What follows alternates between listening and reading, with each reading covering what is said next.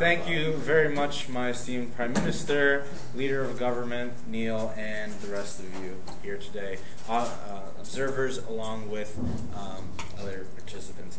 Now, I'm serving here as a member of government to defend our proposition that the federal government should, or the government should, subsidize private home ownership.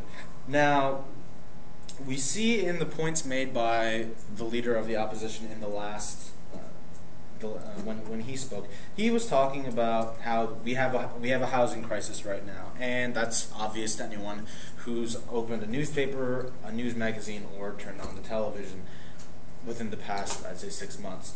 But let's see exactly why that happened. The reason that happened was because private companies were being regulated to the same degree. We all just went along and said that no, let's let free market enterprise. No, that's not how it's supposed to work. When you have these companies that are selling mortgages to people that don't know what they're doing, and in terms of they're being taken advantage of, then why should we stand by and say that, oh, that's just the market working? No, that's not the market working. That's called taking advantage of people. It's exactly what it sounds like. Now there's a constant undertone in my opponent's case of socialism, and I found this actually pretty interesting, because the point was that when the government funds something, it's somehow less meaningful. We might get to hear from him during his 4-minute presentation how, if he applies that to everything that the government does or not. But let's ask ourselves this: is it any less valid for people that live in publicly funded housing to? Do they think of the house that they have to be any less meaningful because the government partially helped with that? I doubt it.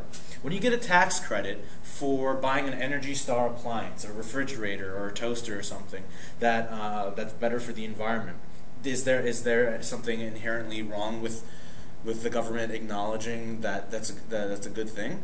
No, it's not. And we're all here at Lehigh. We all got some kind of education grants in some degree from the government. Does that make our diploma at the end of 4 years any less meaningful? Does that mean that we had a handicap going through and we needed to be lifted up? No, not at all. The fact that the government intervenes to a certain degree does not necessarily cheapen things. Granted, if the government takes a huge role in something, okay, yes, it will cheapen it. But we're not talking about total subsidization.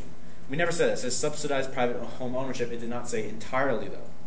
And when the government would be subsidizing this, we didn't say how.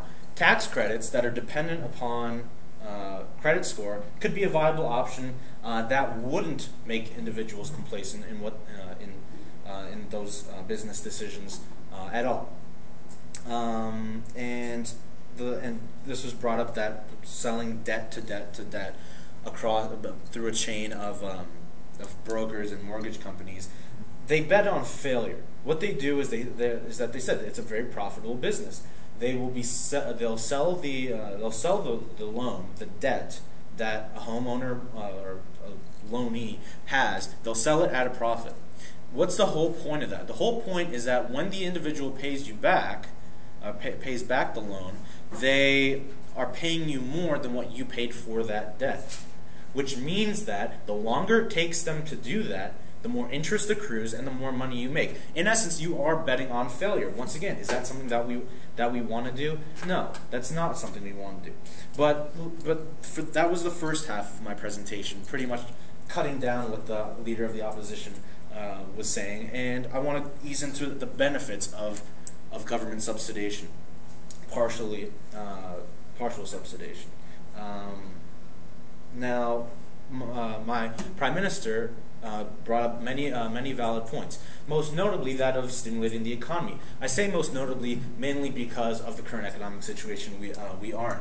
Government subsidization of at least in part of housing of home ownership would increase people that are trying to move into homes, and it would spur the construction of homes. More construction means more jobs created by the private sector. Okay, we know how much these the people that don't want this done, they're all into free market capitalism, and we have private sector. There's your private sector right there. The private sector is more than willing to take advantage of this. That's capitalism. Now, when that happens, when you have people being hired and having all these jobs, what happens is that you stimulate a local economy. Because people are owning their homes easier, they're more secure in their lives. This is across all fields: education, healthcare, all the retirement funds. All people's stress levels are drastically reduced because they don't have to worry about making these mortgage payments to the same extent that they would otherwise, and because it's driven by personal merit in terms of credit scores and actual behavior. It's not just a government handout. It's something that is actually earned to some degree, and because they have this stress that's reduced, they can keep more of that money that they otherwise would have been paying in to do whatever they want, therefore stimulating their own local economy, and it's a cycle of growth. Now, I have about 90 seconds left, so let's just recap the case that I'm trying to make. One, we believe that subsidization of private home ownership is a good thing that should be pursued for the reasons of increased happiness in terms of the American dream, stability for the lives of children raised in these homes, where the stress is not so much on on just surviving and keeping the home, but the stress is on what do we want to do as a family to make ourselves happy. You don't have that need for worry, and of course there's the economic stimulus along with that in the local economy and compounded the national economy, and it is for these reasons that we are happy to propose.